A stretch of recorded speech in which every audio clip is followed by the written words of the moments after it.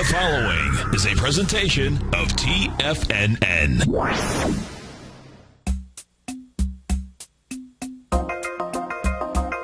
Live at TFNN, the Power Trading Hour, with your host, David White.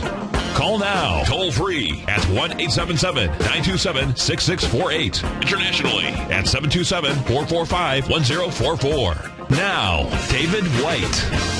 And welcome all to another wonderful edition of the Power Trading Hour with me, your lovable, squeezably soft host, the koala bear of Wall Street, the headquarters of technical trading and investing. It is TFNN.com, where you can listen to me 24/7 and other hosts, of course.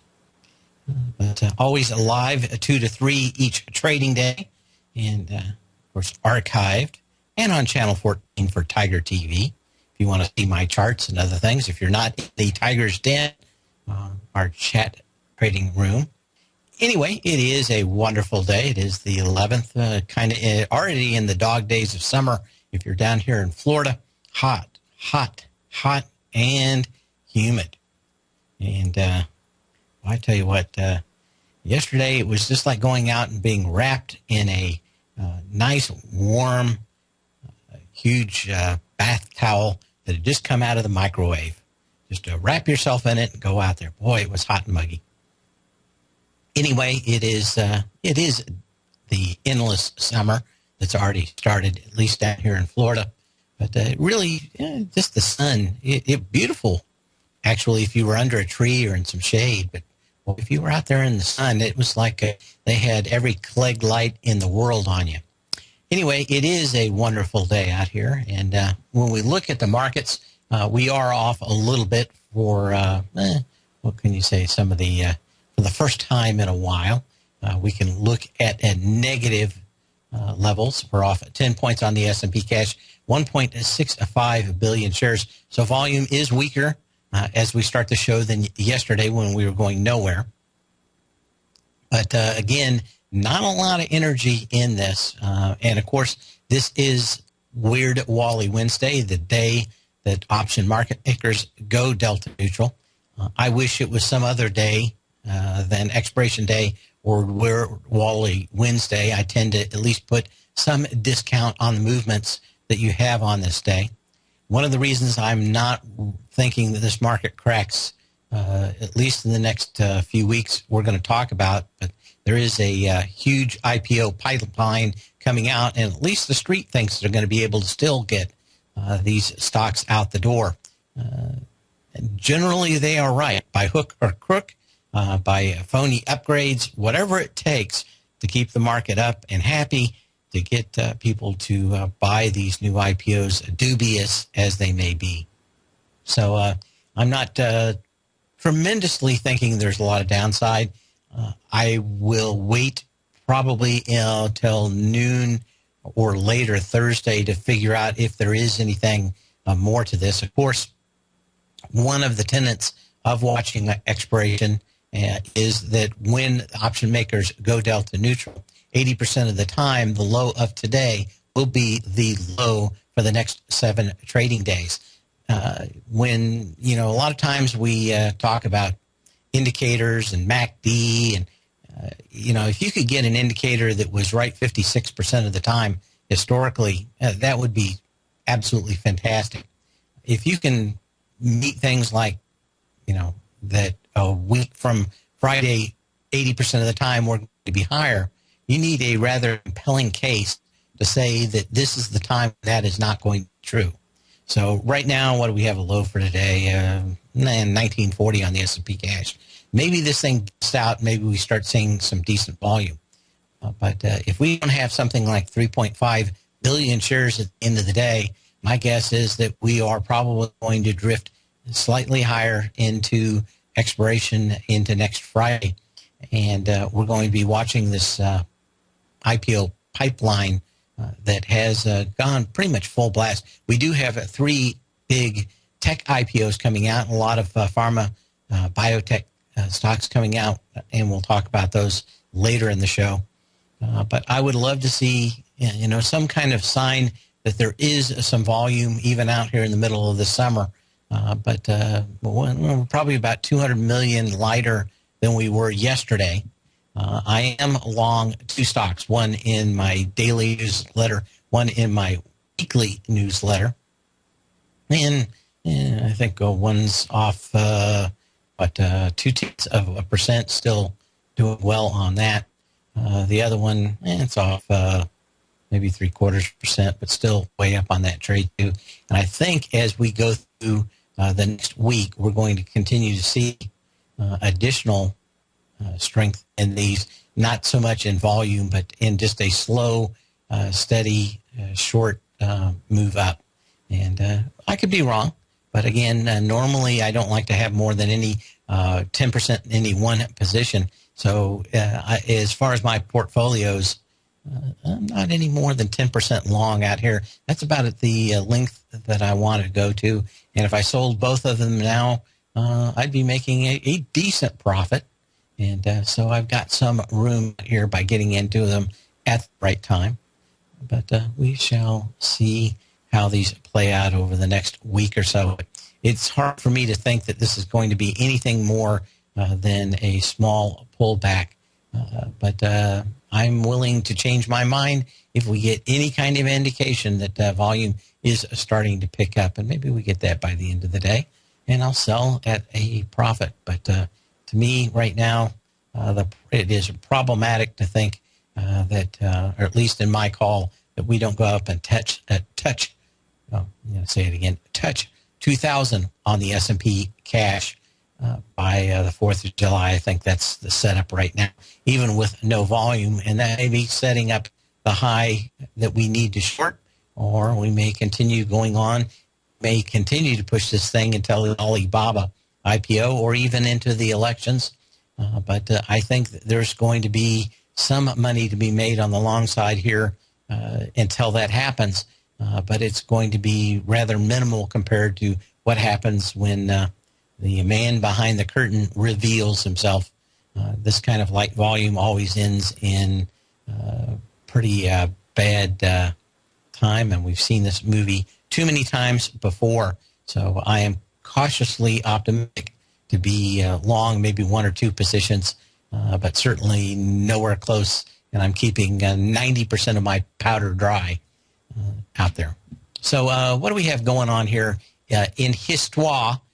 On this day in 1973, the New York Times surveys the top 6 Wall Street leading sages. This is all the same guys that were always on the PBS Friday night show, telling everybody what they should believe. And I believe that someone bought all those old shows, and they're going to start replaying them again this weekend. I can't remember who it was. Maybe it's CNBC. Louis Rukeyser. I'd love to see this show on this Friday because they ask everybody, and they all were anywhere from 10 to 20% higher on where the Dow Jones would end higher. And the top dog at the time was telling everybody that by the end of the year, they'd be in the 1,050 to 1,075 over the next 6 months, basically into Christmas. He basically was off a mere 9 years, as the Dow did not close above that level until December of 1982. And the only reason I kind of brought this up is how many people are willing to tell you that there's absolutely no end. The sky is blue, and there will never be yet another thunderstorm, another tornado, another hurricane yet again. The answer is there's always one coming, and we all know it. But as long as you're getting rich, it's very hard to think about a market that is going lower. And we've discussed this many times out there, but just kind of interesting to see this back in 1973, where everybody at the head of Wall Street just could not see the end of it. And, of course, even just the 10 or 15% higher the next 10 years. Of course, most of the cable infotainment channels are all abuzz. The Wall Street guy that was bought and paid for, Eric Cantor, he was bought and paid for by Wall Street, by the Chamber of Commerce, U.S. Chamber of Commerce. They had basically put huge amounts of money into his coffers, and he became a guy that was not representing his constituency. Paid, P-A-I-D-E-D, yes. Anyway, he was not representing his constituents. I can't even say that right today. And, of course, went out in a blaze of glory last night, losing to somebody that no one even had ever heard of. And, of course, no one had forecast that this gentleman would lose so astoundingly. Speaking of the majority leader in the House. Interestingly enough, how close is this to picking a stock or listening to everybody? And I bring this up many times because there's so many parallels between politics and Wall Street. And that is, especially probably even worse in Washington, is the ability to have such blinders on that you forget everybody that votes for you isn't the same people that give you cash to run. And, for the most part, whether it's 1973, where everybody's telling you this guy, the market just can't go any higher. I mean, it will do nothing but go higher. Houses will only go higher in price. It's tough for me to see that it's almost willful, especially for people that cover politics in Washington, D.C. They are 90% of one party. I always wondered that, or I always amused myself that if all those people were fired, all the reporters were fired, were replaced by drill sergeants, what the news would actually look like. If you had some tough as nails Marine drill sergeant writing the news and asking questions, it'd probably be, okay, maggot. I'd love to have Army. His name is Mr. Army. Trying to think what else. I know how to spell it. The problem is I can't say it. Every once in a while. Is it Stockholm Syndrome? It certainly could be. But more than anything, we've gone through it before. Bad decisions come when everybody all agrees. And it becomes harder and harder to come up with an alternate scenario. And, of course, generally the people that make all the money on the Wall Street are probably the ones that are short when everybody's long and long when everybody's short. And it's probably the hardest thing to do out there. But kind of interesting to think that that I'm kind of glad that this guy got kicked out. Maybe they'll start listening to the people a little bit more here in the near future. Be back in just a minute.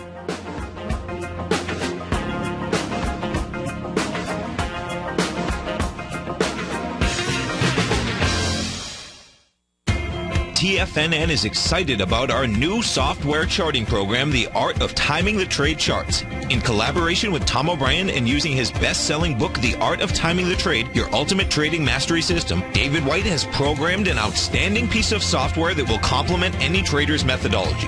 Using this first-of-its-kind program, The Art of Timing the Trade Charts allows you to scan thousands of stocks for Fibonacci formation setups, including Gartley's, ABC's, butterflies, and much more. The Art of Timing the Trade Charts is designed to help you when scouring the markets for stocks just beginning to form the trading patterns that many investors spend days, weeks, or even months searching to find. And right now, we're offering licenses available at only $79 a month. We are so confident that you're going to love this new charting software that will even give you a 30-day unconditional money-back guarantee. Don't miss out on this incredible new piece of software. Get your copy of The Art of Timing the Trade Charts today by visiting TFNN.com.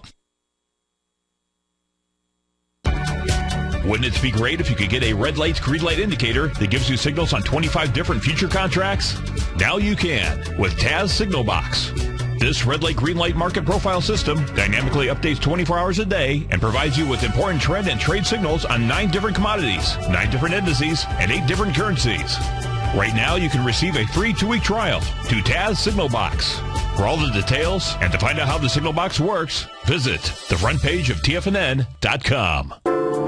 Andy Heck's powerful weekly newsletter, the Technomental Commodity Report, has delivered multiple triple-digit winning trades in recent months. And right now's the perfect time to get a full month-long trial to Andy's newsletter with no obligation to pay anything.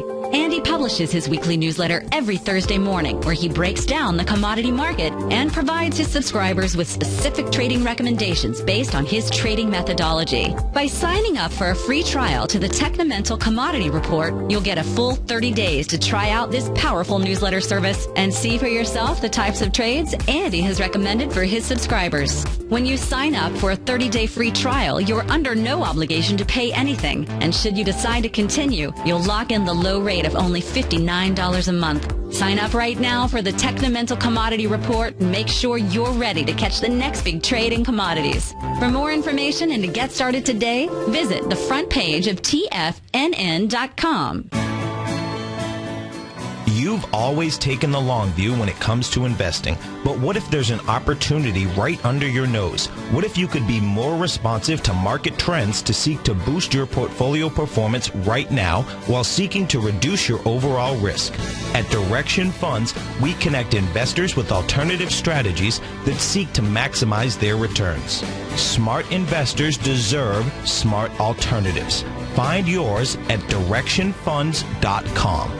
An investor should consider the investment objectives, risk charges, and expenses of Direction Funds carefully before investing. The prospectus and summary prospectus contain this and other information about Direction Funds. To obtain a prospectus or summary prospectus, please contact the Direction Funds at 800-851-0511. The prospectus or summary prospectus should be read carefully before investing. Investing in index funds may be more volatile than investing in broadly diversified funds. Distributed by Rafferty Capital Markets, LLC.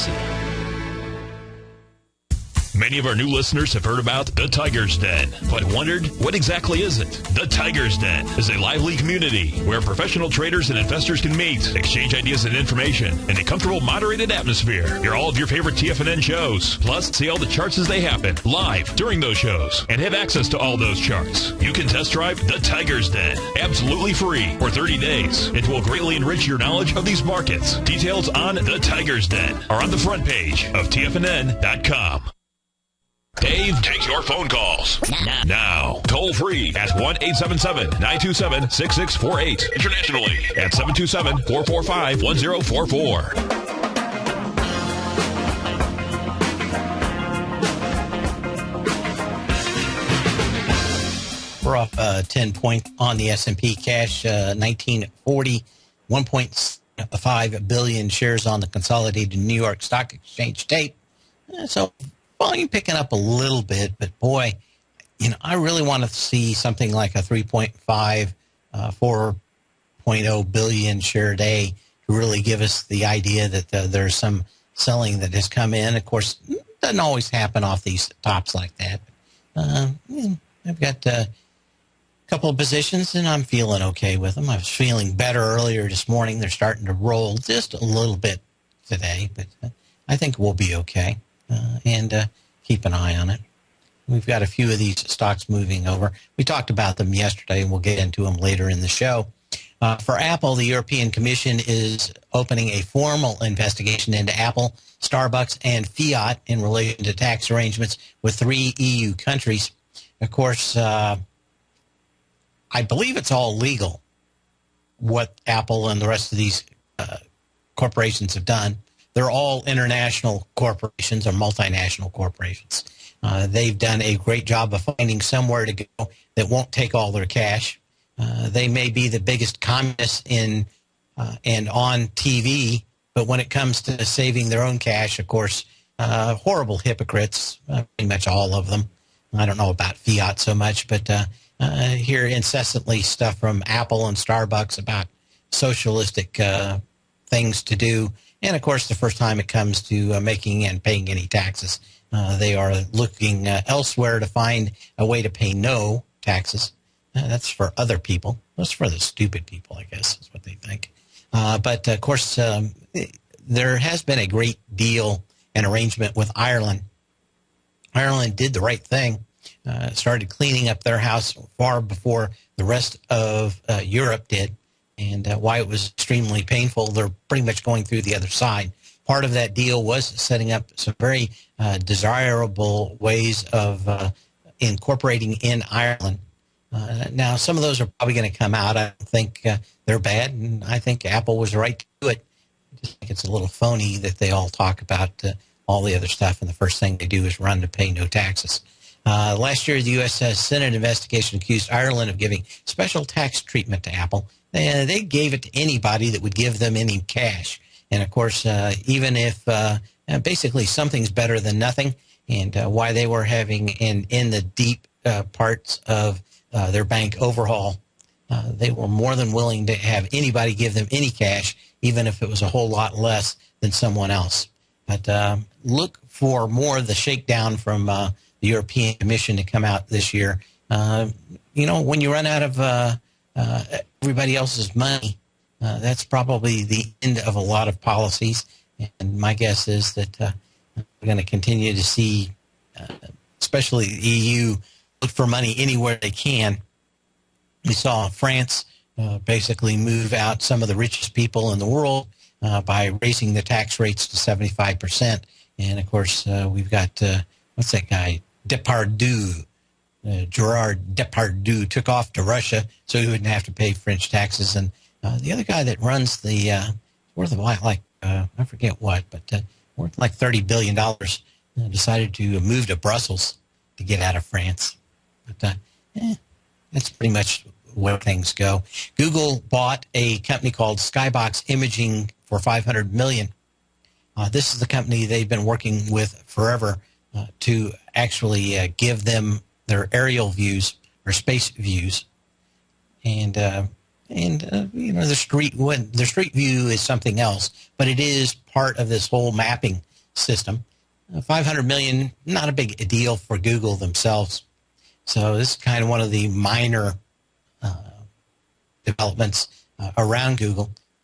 But what they're going to be doing is trying to do the same thing that Facebook and others have done, which is give at least an alternate way to get data to your customers. And the thought is that Comcast and a handful of other people could end up controlling the internet. And what they want is some way around these folks. They're going to be working with acquiring them. Google's idea of putting up 320 different satellites. These satellites would orbit at a much lower altitude than any others that are up there now. These things would fall out of orbit a lot quicker. They're going to be a lot smaller. But as you get closer, of course, to the Earth, there's more friction, and these things won't last up there as long. So they're looking at putting up 320 satellites. You've got to think that a lot of these things are going to start bouncing off each other fairly soon. But everybody's worried about it. Netflix is worried about it. Google's worried about it. Got to have at least some way of getting around these big guys. And we'll be back in just a minute.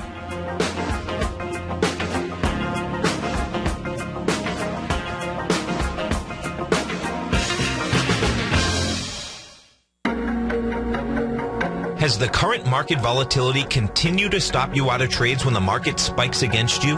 Now is the perfect time to open up an account with Nadex. Nadex, the North American Derivatives Exchange, is a brand new, completely regulated Chicago-based exchange, and unlike most other exchanges, Nadex allows you to trade directly through them with direct market access when using their completely free trading platform, which also features real-time charts and full customization capability. One of the advantages of trading with Nadex in volatile markets is that your risk is always capped and you have the ability of keeping your trades open even when the market spikes against you. Nadex is completely brand new with a line of unique trading products that are unavailable anywhere else. See how it works at nadex.com. That's NADEX.com.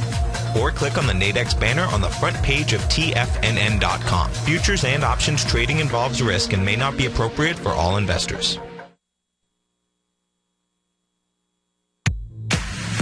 If you're an active trader looking for that extra edge when it comes to trading and investments, then now is a great time to get a 2-week free trial to Tom O'Brien's daily market letter, Market Insights.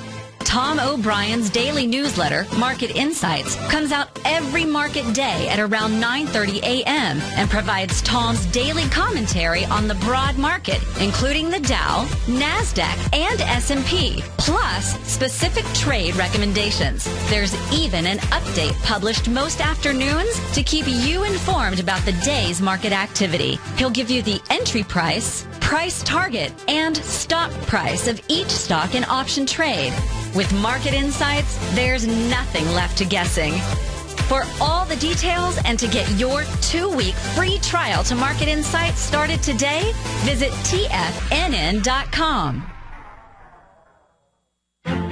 The Path of Least Resistance is David White's daily trading newsletter, and if you're looking for active trading ideas, then now's a perfect time for a 30-day free trial to this powerful daily trading advisory service. David uses his years of trading experience to offer his subscribers his trading ideas each morning in his Path of Least Resistance newsletter. Using a combination of equity trades along with options, David keeps his subscribers up to date with all pertinent market information with intraday afternoon updates when warranted. Don't miss out on this great chance to get a 30-day free trial to David's daily newsletter, The Path of Least Resistance, with no obligation to pay anything. David has been delivering solid recommendations for his subscribers recently, and if you'd like to see the type of newsletter he delivers every morning, then visit the front page of TFNN, and you'll find The Path of Least Resistance under Trading Newsletters. For all the details and to start your 30-day free trial today, log on to TFNN.com now. No matter where you listen to TFNN programming, we want you to know you can always access your favorite shows on demand through TFNN.com. TFNN airs live programming every market day from 9 a.m. till 6 p.m. Eastern, and you can view each program by accessing Tiger TV through our homepage. We even have an easy link for all mobile devices, including iPhones and iPads, located at the top right-hand corner of the TFNN homepage. You can use your smartphone to view Tiger TV, but if you don't have a mobile connection that can keep up with streaming live video, then you can simply visit TFNN.mobi in the browser of your smartphone for live streaming audio of all of our programs. The mission of TFNN is to educate our audience directly and interactively through our interactive website and radio call and talk shows. TFNN is able to teach all levels of investors the technical skills needed to trade in today's marketplace. In order to get the best information possible, TFNN has assembled the most respected financial minds in the country to provide the most current news and comprehensive advice available. TFNN.com. Educating investors. This segment is brought to you by Harmony Gold. For more information, just click the Harmony Gold banner on the front page of TFNN.com.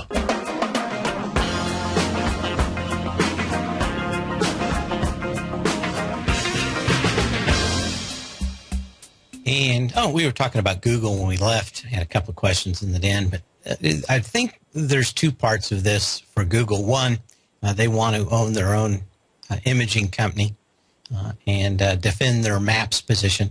Of course, we were talking about Apple still having huge problems with their maps. Interestingly enough, Google employs some 7,000 people to do their maps just in the United States.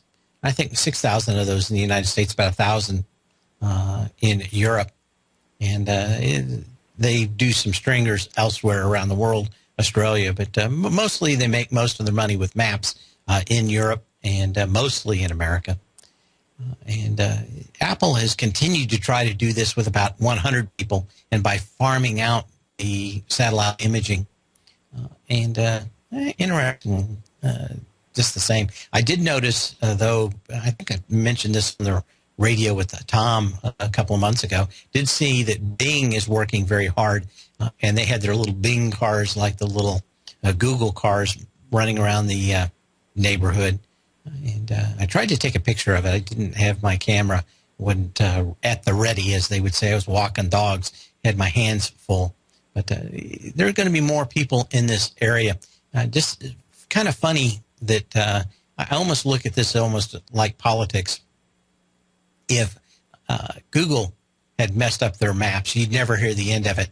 That Apple, a year and a half later, still has their maps totally messed up, and you don't hear a word about it, I think is pretty telling, especially in the tech press out here that doesn't point out, loves to point out all the strengths of Apple and never tries to ever point out for more than about half a minute the weaknesses of Apple versus Google versus Microsoft versus IBM, HPQ, all the rest of them out here. But interesting that they have not solved that or fixed it yet. And I think that's always going to be telling when people come to the ecosystem of Apple and tell everybody that it has no weaknesses. We were talking about IPOs coming out this week. It is a fairly big pipeline. There are 15 new companies. Probably the ones that you're going to hear the most about is the little camera company called GoPro. My guess is I didn't see the latest on it, but I think we're talking about them into next week. There's 7 this week, and I think another 8 for next week.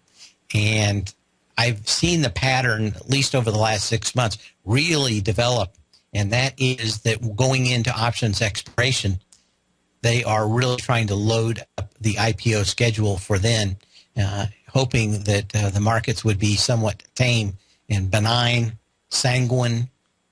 Find out some other words out here. I've got to run my thesaurus. But we do have enough of these, and some of these deals are pretty big. Eclipse Resources, oil and gas, it's an EP, $864 million. GoPro is going to be 401, but they're not going to be such huge deals, but especially some of these companies offer a huge opportunity to rake in some huge cash for the street names. I don't think investors are making. I look through any of these thinking, would I buy any of these at the prices coming out the door and think that I was ever going to make money more than a month or two out on these things? And I really could not find anything. So I'm still somewhat believing that there's a little bit higher, and it's mostly likely that we're going to go a little higher in these markets. And 50 points in the S&P cash, now 60. Probably not a big deal. That could be a couple of 2 or 3 days, and we could start seeing these stocks pop. But that's one of the reasons, too, the lack of volume coming down. We've got 1.8 billion shares now. I need to see some kind of strength and selling pressure that continues throughout the end of the day. And, of course, this is a delta neutral day. If we pop another 5 points by the end of the day, I'm going to just chalk this up to options expiration and probably look into tomorrow for a real sign of what this market is looking to do. It is a mad market. We've got people emailing me, so I'll go to that first, and then I've got, I think, a couple of things in the den that people have sent me to look at, and then we're going to look at stocks that are moving out here today as soon as I can find my charts. What do we have? MCD Weekly. MCD. And I wanted to look at a weekly. So let's take a look at McDonald Weekly out here and take a look. Yeah, I can see what they're looking at here. Triple top in the 3-year weekly. Going back here, I would just like to see a little lighter volume than the previous high out here. I suggest we'll probably get more shot at this high, and that is you started off with 30 million shares on January 20th, 2012, 102.22. You broke through it on basically 1/3 the volume, or 2/3 the volume, April 12th of 2013. We're right back in it. And, of course, we went up even higher this time. But you did have a little bit more of volume up here at these highs. And it is more than the last time, which generally means that you can get back in and test this one more time. I don't like the downside volume so far off this top. I think you can get one more move back in here, maybe a double top, probably on the daily. If we go back and look at this real quick. And, yeah, I think you could probably get back into that 102s one more time with this in McDonald's, and that would probably set up maybe one of your sells or selling positions here. Why don't I have anything? Let's go ahead and draw that back. You do have this thing on a downtrend already, but I think you could break up one more time. I'm thinking that there's still a little room left in this, and I like the energy on the way back up in McDonald's. So I would not be as bearish on McDonald's as maybe some other people would. I don't think that it's got a great deal of upside, but certainly I don't see a great deal of downside in this either. I think there are a lot of other sectors out here, a lot of other restaurant chains that are probably a lot weaker than McDonald's, but that would be it. Okay. And now what else do we have? Oh, I said we had an email. Nancy from Vancouver says, Dave, will you look at GTAT? Seems to be a breakout if it closes above 1750. GTAT. I didn't look at the news out here today, but I will take you through the fundamental view of GT Advanced Technologies, since I brought it up on this show before. These folks make ovens. Those ovens make sapphire crystals. If you've ever seen a Rolex or high-dollar watch, you will know that the glass, I had to replace one once, and it was $350 or $400. It is fairly expensive to make, especially watch crystals, out of sapphire. Only the most expensive Swiss watches, gotta say that 10 times, Swiss watches. Anyway, the Swiss watches basically use these ovens to make the sapphire crystals. Sapphire is much stronger and much more scratch resistant than, of course, normal glass, especially much more break resistant, chip resistant than Gorilla Glass. This company makes these ovens, and what happened is that Apple came in, bought a ton of these to make their upcoming products. People think that it's probably going to be the Apple Watch, iWatch, and or the display fronts for the new iPad, or not iPad, the new iPhone 6. And it's going to be their answer to the graphene displays that Samsung is working on, and their flexible displays.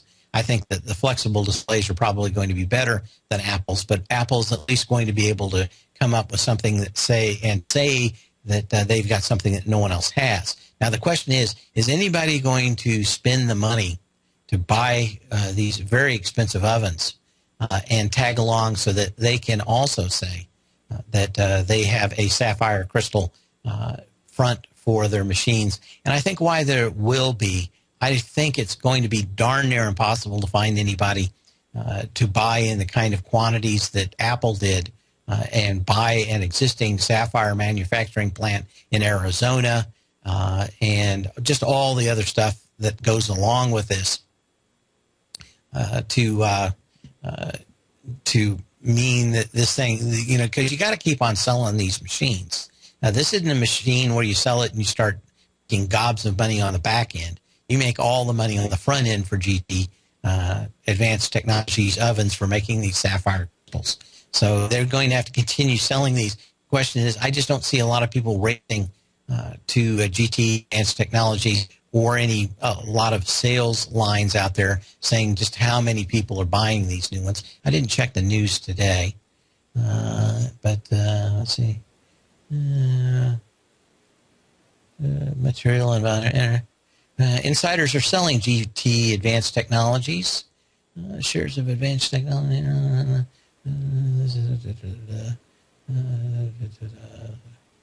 Okay.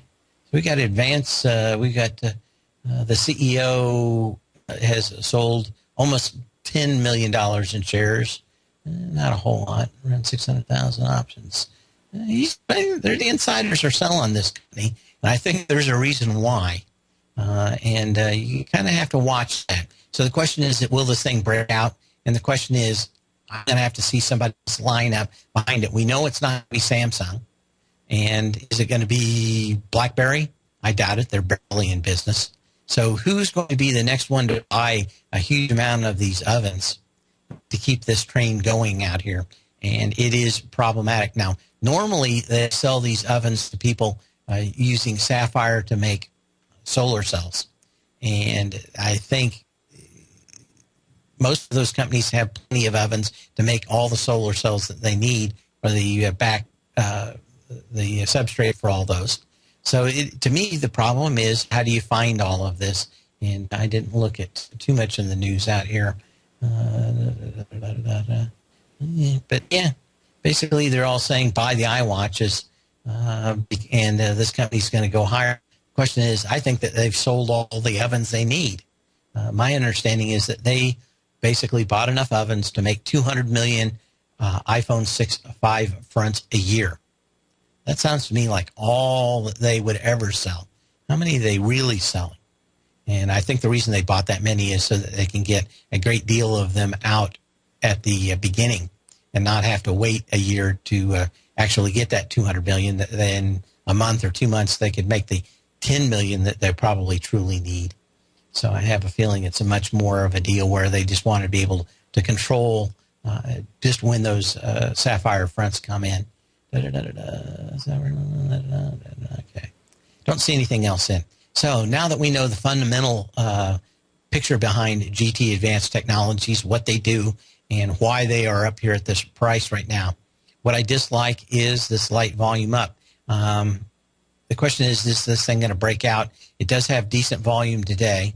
We've got 9 million shares, and basically what we had before. So this thing's probably going to get up to 12, maybe 13 million shares today. And I think there's a lot of people already short this thing, so we're seeing a little bit of a short squeeze here. But it's just hard for me to see a whole bunch of more people lining up to buy more of their ovens and do anything more than what they had in that deal with Apple. So I think this is, you got insider selling. I'd really want to see this thing break out above 1934 and have some kind of volume in the excess of 15 or 16 million shares, which is pretty much tough to do in a very low volume market out here. So I hope that answers it, Nancy. I just don't think that there's a lot of follow-through in this company. They sold a bunch. That's why they're up here. Is there another company out there that's going to buy another huge bunch of these next year to keep them up here? And to me, I think this is a lot of distribution, probably why you're seeing the insiders sell at the same time. Okay, now we've got companies that actually are moving out here. Anadarko Petroleum, of course, we've seen the foreign policy melt before our eyes in the United States. And, of course, what's moving the companies in the energy sector today is the fact that we're seeing Mosul pretty much fall to the people from Iran, really, that are driving that. We'll be back in just a minute to talk more about this, but we certainly needed more volume than this. We're about halfway through the volume we really need, but we'll be watching and talking about this when we come back.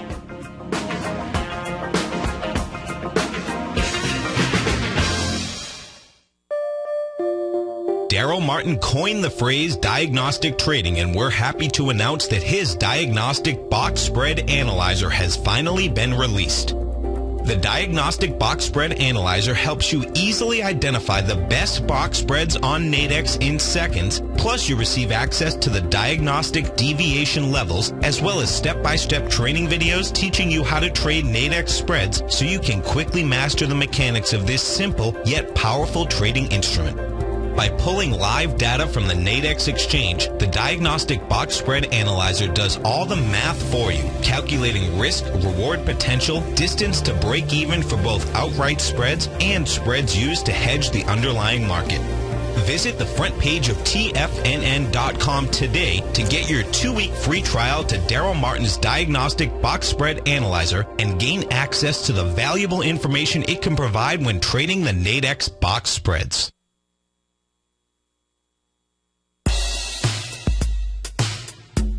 Tom O'Brien's weekly gold letter, The Gold Report, gives complete and concise coverage of the entire gold market. Inside, you'll get Tom's commentary on gold, the dollar, the rand, the bond, the XAU, the HUI, and detailed coverage of nearly 25 mining stocks. He'll give you the entry price, price target, and stop price of each stock trade. The Gold Report is a long-term newsletter where the focus is on building real wealth through the management of a successful portfolio of gold stocks. With a lifetime of knowledge and almost 12 years of writing his informative weekly newsletter, The Gold Report, Tom O'Brien can provide you with the important market information to help you make better trades in the gold market. Don't let the next bull run in gold pass you by. To get a month-long free trial to The Gold Report, an $85 value, visit the front page of TFNN.com today.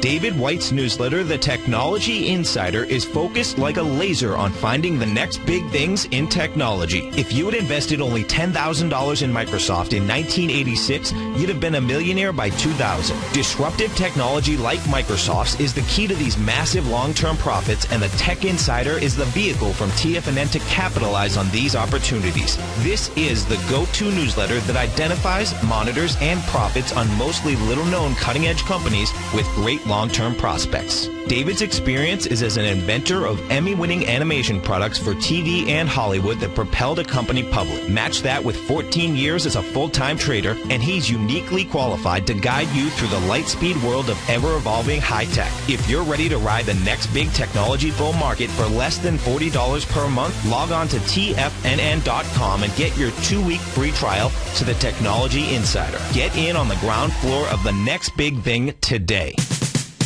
We're told to follow our passion and everything else will fall into place. I hope that's what each of you are doing each and every day. Hi, I'm Steve Rhodes, host of the Money Master Show at TFNN.com, and my passion for technical analysis is what led me to the most fundamental discovery in pattern recognition, the Rhodes Momentum Indicator, market scanner, and trading strategy. A set of tools that identify the momentum and power of the trend, the likes of which have never been seen before, for every market and every time frame. Yes, folks, the trend is your friend, unless you're on the other side. New to technical analysis? This is the place to start. And experienced traders, take advantage of the trend like never before. Experience the power of the Rhodes Momentum Indicator each day, available to subscribers of my newsletter service, Mastering Probability. I guarantee your satisfaction for the next 30 days unconditionally, so there's no risk to you other than being on the wrong side of the trend.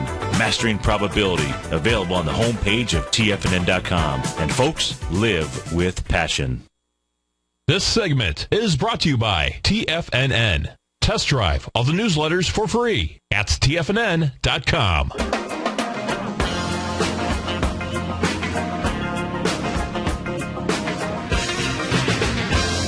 And as we come back, just wanted to mention that Anadarko Petroleum, the reason this thing's kind of breaking out and going higher is a rumor that XOP, of course, is going to be acquiring them.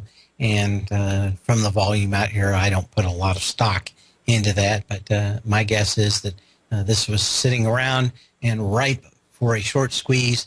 I think a lot of people have been short this area.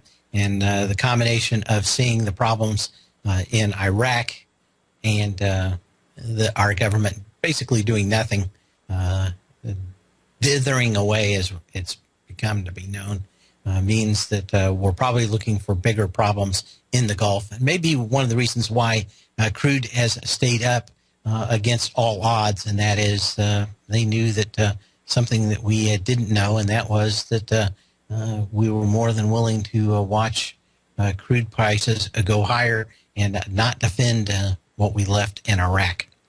But I digress. Anyway, that was one thing. Thanks for the email back from Nancy. I guess I answered her question.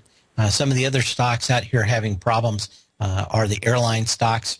Lufthansa, which I've flown on, actually not a bad airline, came out and said that they were going to have problems making their forecasts. This thing has broken definitively its uptrend. It is not uncommon, though, to see it come back and go back above its trend line for either the 3-day moving average, 3x3-day moving average, or the 9-day simple moving average. I would watch that again, and that may set high, at least in this sector out here, but down on huge volume today. Not the only one. There was another one, DAL. What's the other one out here? UAL. United Airlines, same thing. It's pretty much busted. It's uptrend. We are now underneath it. It's not going to be uncommon to see that maybe it goes back above that one more time. The next time it breaks that trend line down would be probably the time to start looking at shorting the airlines.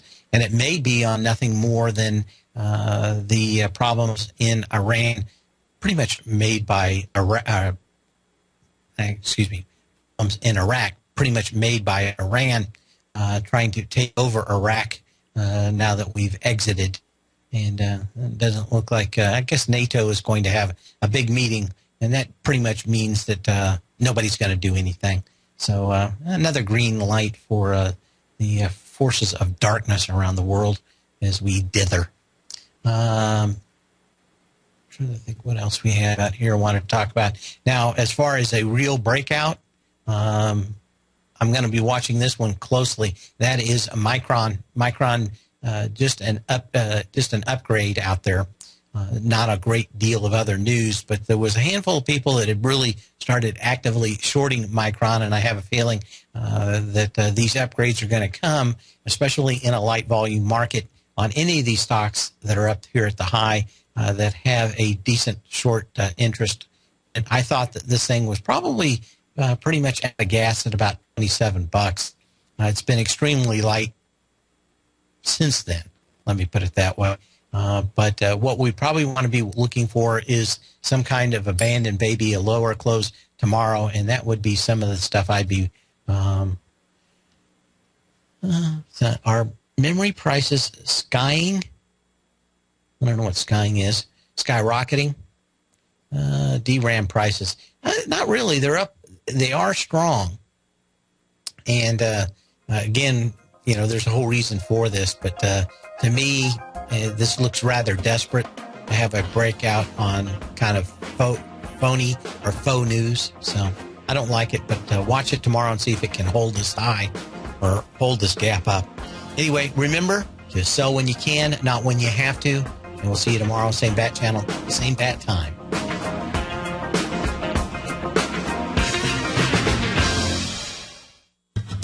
Since 1984, Basil Chapman has been using the Chapman Wave methodology to advise traders of his expert market opinion.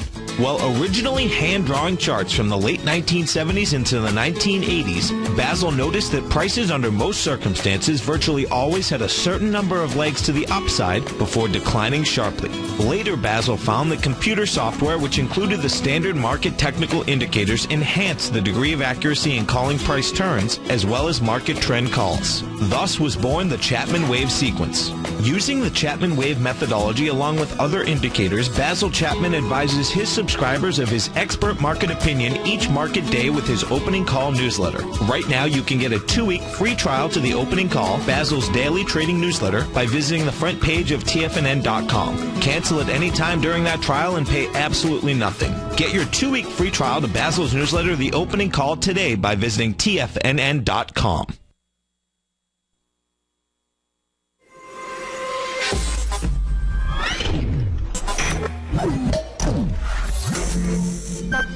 You're watching Tiger TV.